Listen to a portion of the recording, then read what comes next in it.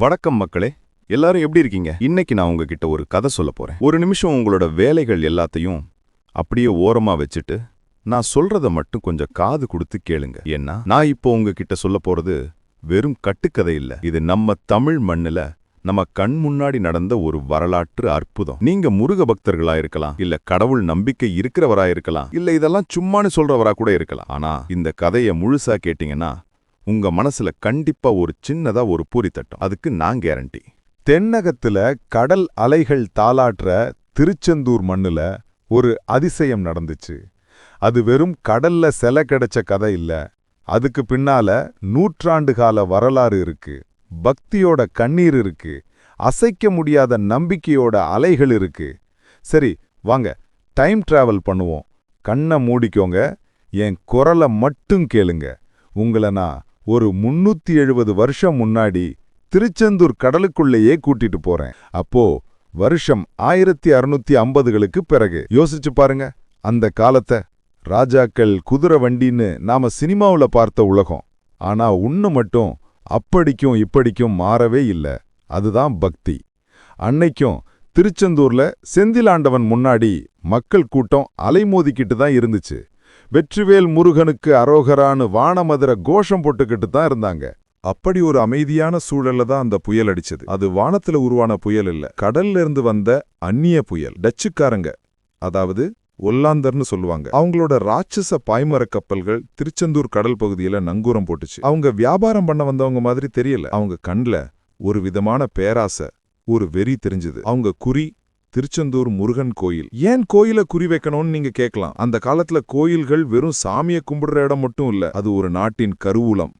மன்னர்கள், மக்கள்னு எல்லோரும் தங்களோட செல்வங்களை காணிக்கையா கொடுத்த இடம். தங்கம், வைரம், வைபூரியம்னு கணக்கில்லாத செல்வம் குவிஞ்சு கிடந்த இடம். டச்சுக்காரங்களோட கண்ணை உறுத்துனது அந்த செல்வம்தான். சடார்னு ஒரு நாள் அவங்க பட கோயிலுக்குள்ள புகுந்துச்சு. கையில துப்பாக்கி, வாயில புரியாத பாசை. தடுக்க வந்த அப்பாவி மக்களை அடிச்சு நொறுக்குனாங்க. கோயில் கதவுகளை கோடாரியால உடைச்சாங்க. உள்ள இருந்த தங்கம், வெள்ளி, பாத்திரங்கள் எல்லாத்தையும் மூட்டை மூட்டையா கட்ட ஆரம்பிச்சாங்க. மக்களோட அழுகுரல் அந்த கோயில் சுவர்கள்ல மோதி எதிரொலிச்சுது. ஆனா அவங்க காதுல அது விழல.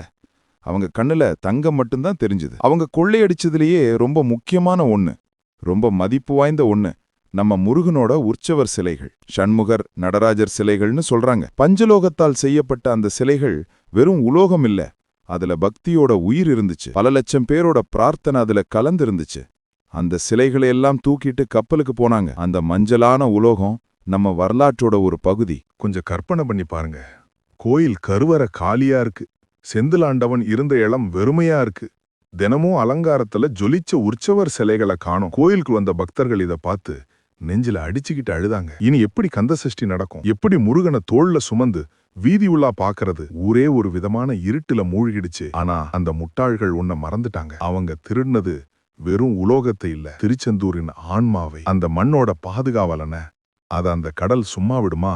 கப்பல் திருச்செந்தூர் கரையை விட்டு கொஞ்சம் தூரம் போனதும் வானிலை திடீர்னு மாறுச்சு. அது வரைக்கும் அமைதியா இருந்த கடல் திடீர்னு ஒரு அரக்கன் மாதிரி சீர ஆரம்பிச்சது. வானம் கும்மிருட்டாகிடுச்சு. இடிமின்னல் காதை பிளக்குது. கப்பல் ஒரு சின்ன ஓலப்பெட்டி மாதிரி கடல்ல தள்ளாட ஆரம்பிச்சது. டச்சுக்காரங்க எத்தனையோ கடல் பயணங்களை பார்த்தவங்க. ஆனா இப்படி ஒரு புயலை அவங்க வாழ்க்கையில பார்த்ததே இல்ல. ஏதோ ஒரு அமானுஷி சக்தி தங்களை தாக்குற மாதிரி அவங்களுக்கு தோணுச்சு. கப்பல்ல இருந்த மாலுமிகள் பயத்துல நடுங்க ஆரம்பிச்சாங்க. அவங்களுக்கு புரிஞ்சு போச்சு, இது சாதாரண புயல் இல்ல, நாம கோயில்ல இருந்து எடுத்துட்டு வந்த அந்த சாமி சிலைகளோட வேலைதான் இதுன்னு அவங்களுக்குள்ள ஒரு பேச்சு ஓடிச்சு. கப்பல் எப்போ வேணாலும் உடையலாம், நாம எல்லாரும் கடல்ல மூழ்கி சாக போறோம்னு அவங்களுக்கு உறுதியாயிடுச்சு.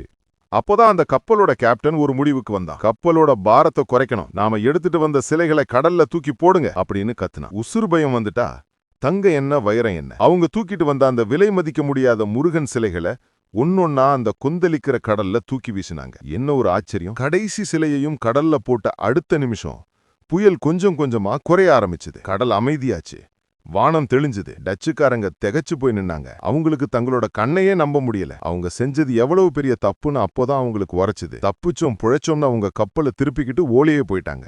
இங்க திருச்செந்தூர்ல மதுரை நாயக்க மன்னர்களோட பிரதிநிதியா வடமலையப்ப பிள்ளைன்னு ஒருத்தர் இருந்தார். அவர் ஒரு தீவிர முருக பக்தர். கோயிலோட இந்த நிலைமையை பார்த்து அவரோட நெஞ்சே வெடிச்சிடும் போல இருந்துச்சு. சிலைகள் போனது வெறும் பொருள் இழப்பு இல்ல, அது ஒரு ஆன்ம இழப்பு. அவரால நிம்மதியா சாப்பிட முடியல, தூங்க முடியல. அவரும் தன்னோட ஆட்களை வச்சு கடல்ல தேடி பார்த்தாரு. கிடைக்கல. பல மாசங்கள் ஓடுச்சு. 2 வருஷம் ஓடுச்சு. கடல் தனக்குள்ள வச்சிருந்த ரகசியத்தை வெளியே சொல்லவே இல்ல. மக்கள் மனசுல இருந்த சோகம் கொஞ்சம் கொஞ்சமா ஒரு விரக்தியா மாறிச்சு. இனிமே நம்ம முருகன் திரும்ப வரமாட்டான் அப்படின்னு நினைக்க ஆரம்பிச்சாங்க. வேற வழியே இல்லாம வடமலையப்ப பிள்ளை ஒரு முடிவுக்கு வந்தார். நாமளே புதுசா ஒரு பஞ்சலோக சிலை செஞ்சு அத பிரதிஷ்டை பண்ணி வழிபாட்ட தொடங்கலாம் அப்படின்னு முடிவு பண்ணார். ஊர்ல இருந்த சிறந்த சிற்பிகளை வரவழைச்சார். வேலைகளும் ஆரம்பமாச்சு. புதுசா செஞ்ச சிலையும் கிட்டத்தட்ட தயாராகிடுச்சு. அன்னைக்கு ராத்திரி வடமலையப்ப பிள்ளை தன்னோட மாளிகையில ஆழ்ந்த கவலையோட தூங்கிக்கிட்டு இருந்தார். அப்போ அவரோட கனவுல கோடி சூரிய பிரகாசத்தோட கையில வேலோட திருச்செந்தூர் முருகன் வந்தாரு. அவரோட முகத்துல ஒரு புன்னகை. பிள்ளாய், கவலைப்படாத, நான் எங்கேயும் போகல, கடலுக்குள்ளதான் பத்திரமா இருக்கேன். நீ புது சிலை செய்ய வேண்டாம். நாளைக்கு காலையில என் பக்தர்கள் சிலரோட கடலுக்கு போ. அங்க கடலுக்கு மேல ஒரு எலுமிச்சம்பழம் மிதக்கும். அதுக்கு நேரா வானத்துல ஒரு கருடன் வட்டமிடும். அந்த இடத்துல கடலுக்குள்ள மூழ்கி பாய். நான் அங்கதான் இருக்கேன் அப்படின்னு சொல்லி மறைஞ்சிட்டாரு. வடமலையப்ப பிள்ளைக்கு திடுக்குன்னு விழிப்பு வந்துச்சு. உடம்பு பூரா வேர்த்து கூட்டுது. ஆனா மனசுக்குள்ள ஒரு இனம் புரியாத சந்தோஷம். இது வெறும் கனவு இல்ல, இது செந்திலாண்டவனே தனக்கு கொடுத்த உத்தரவுன்னு அவருக்கு முழுசா நம்பிக்கை வந்துச்சு. பொழுது விடிஞ்சதும் விடியாததுமா அவர் நேரா கடற்கரைக்கு ஓடினார். அங்க இருந்த மீனவர்களையும் கோயில் ஊழியர்களையும் கூப்பிட்டார். ராத்திரி தன்னோட கனவுல முருகன் சொன்னதை அப்படியே சொன்னார். சில பேர் நம்புனாங்க, சில பேரு ஐயா உங்களுக்கு இருந்த கவலையில ஏதோ கனவு கண்டீங்க அப்படின்னு சொன்னாங்க. ஆனா வடமலையப்ப பிள்ளை உறுதியா இருந்தார். என் முருகன் பொய் சொல்ல மாட்டான், வாங்க போய் பாப்போம் அப்படின்னு சொல்லி எல்லாரையும் படகுகள்ல ஏத்திக்கிட்டு கடலுக்குள்ள போனார். படகு போய்கிட்டே இருக்கு. எல்லாரோட கண்ணும் கடலையே வெறிச்சு பாக்குது. எங்கேயாவது எலுமிச்சம்பழம் தெரியுதா, எங்கேயாவது கருடன் பறக்குதான்னு தேடுறாங்க. ரொம்ப நேரம் தேடியும் எதுவும் கண்ல படல. மக்களோட நம்பிக்கை கொஞ்சம் கொஞ்சமா குறைய ஆரம்பிச்சது. சரியா அந்த நேரத்துல கூட்டத்துல ஒருத்தர் கத்துனார், அதோ பாருங்க. எல்லோரும் அவர் காட்டிய திசையில பார்த்தாங்க. அங்கே அந்த பரந்த நீலக்கடல்ல ஒரே ஒரு எலுமிச்சம்பழம் மட்டும் தனியா மிதந்துகிட்டு இருந்துச்சு. அதுக்கு நேரா மேல வானத்துல ஒரு கருடன் கம்பீரமா வட்டமிட்டுக்கிட்டு இருந்துச்சு. வடமலையப்ப பிள்ளையின் கண்களிலிருந்து தாரை தாரையா கண்ணீர் கொட்டியது. அவர் கைகளை கூப்பி முருகா என்று கதறினார். படகிலிருந்த அத்தனை பேரும் வெற்றிவேல் முருகனுக்கு அரோகரா, ஞானவேல் முருகனுக்கு அரோகரா என்று விண்ணெதிர முழங்கினார்கள். ஒரு நிமிஷம் நண்பா, இந்த மாதிரி ஒரு அற்புதம் உங்க வாழ்க்கையில இல்லாட்டியும் நீங்க கேள்விப்பட்ட வேற ஏதாவது கோயில் அற்புதங்கள் இருந்தா மறக்காம கீழே கமெண்ட்ல சொல்லுங்க. எல்லாரும் படிச்சு தெரிஞ்சுக்கட்டும். வாங்க கதைக்கு வருவோம். உடனே படகில் இருந்த நீச்சல் வீரர்கள் கடல்ல குதிச்சாங்க. கனவில் முருகன் சொன்ன அதே இடத்துல அவர்கள் மூழ்கி தேடினாங்க. முதல் முறை தேடினாங்க, கிடைக்கல. 2வது முறை மூழ்கினாங்க, கிடைக்கல.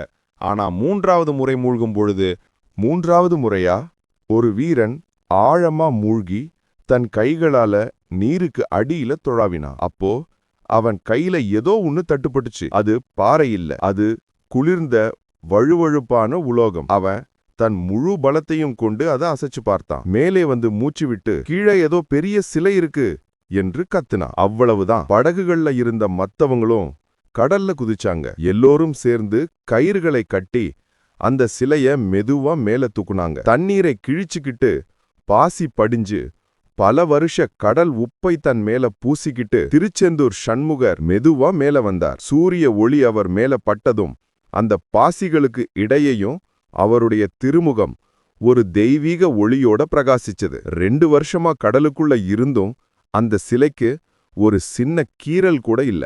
அந்த காட்சியை கண்டவங்க அடைஞ்ச சந்தோஷத்தை விவரிக்க வார்த்தையே இல்ல. அழுதாங்க, சிரிச்சாங்க, பாட்டு பாடுனாங்க, படகுலையே அந்த சிலைக்கு அபிஷேகம் செஞ்சாங்க, தங்கள் கண்ணீரால் முருகனின் பாதங்களை கழுவுனாங்க. செய்தி காட்டு தீ மாதிரி ஊர் பூரா பரவிடுச்சு. கடற்கரையில ஆயிரக்கணக்கான மக்கள் கூடிட்டாங்க. படகு கரைக்கு வந்ததும் மக்கள் கடலுக்குள்ள இறங்கி தாங்களே அந்த சிலைய தோள்ல சுமந்து அரோகரா கோஷம் முழங்க கோயிலுக்கு ஊர்வலமா எடுத்துக்கிட்டு போனாங்க. திருச்செந்தூர் அதன் ஆன்மாவை திரும்பவும் பெத்துக்கிச்சு. அதோட தெய்வம் திரும்பவும் கருவறைக்கு வந்துச்சு. வடமலையப்ப பிள்ளை அந்த சிலைகளை மீண்டும் கோயில்ல பிரதிஷ்டை செஞ்சு பெரிய அளவுல கும்பாபிஷேகம் நடக்கினார். அன்னையிலிருந்து திருச்செந்தூர்ல வழிபாடும் திருவிழாக்களும் முன்னைய விட இன்னும் சிறப்பா நடக்க ஆரம்பிச்சது. நண்பா, இந்த கதை நமக்கு என்ன சொல்லுது? பக்திக்கு முன்னாடி எந்த சக்தியும் நிக்க முடியாது. நீங்க உண்மையா ஒரு விஷயத்தை நம்புனீங்கன்னா இந்த பிரபஞ்சமே உங்களுக்கு அதை நடத்தி கொடுக்கும். அந்த டச்சுக்காரங்க சிலைய கடல்ல வீசினது அவங்கள பொறுத்த வரைக்கும் ஒரு தப்பித்தல். ஆனா முருகனை பொறுத்த வரைக்கும் அது ஒரு திருவிளையாடல். இன்னைக்கும் நீங்க திருச்செந்தூர் போனீங்கன்னா கடலிலிருந்து மீட்கப்பட்ட அந்த ஷண்முகரை தரிசிக்கலாம். ஒவ்வொரு முறையும் அந்த சிலையை பார்க்கும்போது இந்த கதை உங்க நினைவுக்கு வரணும். ஒரு பக்தனின் கனவில் வந்து தானே இருக்குமிடத்தை சொன்ன அந்த கருணையை நினைத்து பாருங்க. இது வெறும் கதை இல்ல, இது வரலாறு, இது நம்பிக்கை. அடுத்த தடவை நீங்க வாழ்க்கையில ரொம்ப கஷ்டப்படுறதா நினைச்சீங்கன்னா கடலுக்குள்ள 2 வருஷம் அமைதியா இருந்து சரியான நேரத்துல வெளியே வந்த இந்த செந்திலாண்டவனை நினைச்சுக்கோங்க. உங்களுக்கும் ஒரு நல்ல நேரம் வரும். அது வரைக்கும் நம்பிக்கைய மட்டும் கைவிட்டுறாதீங்க. வெற்றிவேல் முருகனுக்கு அரோகரா. இந்த கதை உங்களுக்கு பிடிச்சிருக்குன்னு நம்புறேன். இது மாதிரி நம்ம தமிழ்நாட்டுல நம்ம ஊர்கள்ல மறைஞ்சு கிடக்கிற இன்னும் நிறைய ஆச்சரியமான அதிசயமான கதைகளை தெரிஞ்சுக்க மறக்காம நம்ம சேனலுக்கு சப்ஸ்கிரைப் பண்ணுங்க. அந்த பெல் ஐகானையும் தட்டி விட்டீங்கன்னா நான் அடுத்த வீடியோ போடும்போது உங்களுக்கு உடனே நோட்டிஃபிகேஷன் வரும். அடுத்த ஒரு சூப்பரான கதையோட உங்களை வந்து சந்திக்கிறேன். நன்றி.